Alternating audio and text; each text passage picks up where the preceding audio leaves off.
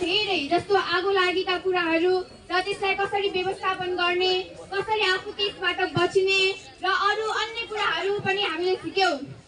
र त्यो सिकाउनु भएका हाम्रा लुम्बिनी प्रदेश प्रहरी कर्मचारीहरू सबैले हामी सबैद्वारा धन्यवाद गर्न चाहन्छौँ।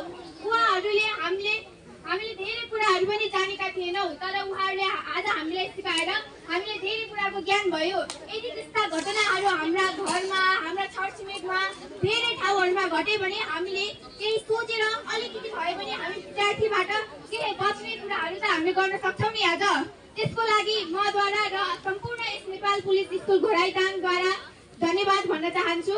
र यस कार्यक्रमलाई सिकाउन आउनुभएका र हाम्रो स्कुलको आदरणीय कमान्डेन्टज्यूलाई यस कार्यक्रम सञ्चालन गर्नुभएकोमा धन्यवाद भन्न चाहन्छु। अब चाहिँ हामीलाई आज यो कुराहरू सिकाउनु भएका आदरणीय प्रहरी कर्मचारीज्यूहरूलाई ताली बजाएर धन्यवाद गरिदिनका लागि सम्पूर्ण विद्यार्थी साथीहरूमा अनुरोध गर्दछु।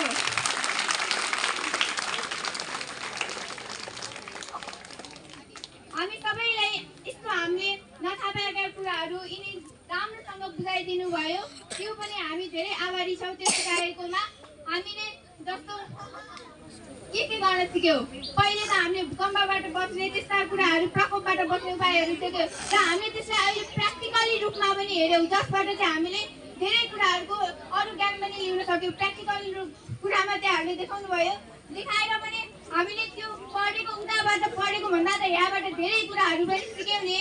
त्यसको लागि धन्यवाद भन्दै आज मैले आफ्नो कुराहरू अन्त्य गर्दछु। धन्यवाद।